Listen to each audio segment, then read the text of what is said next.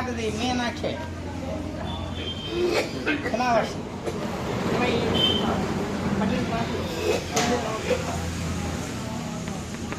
ట్యూస్డేనా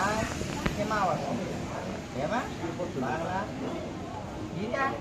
ఒకసారి దేవుడు ప్రదర్శన అమ్మోరికి ఆమె తిరగదు ఒకసారి దేవుడు ప్రదర్శన ఓం శక్తి పరాశక్తి ఓం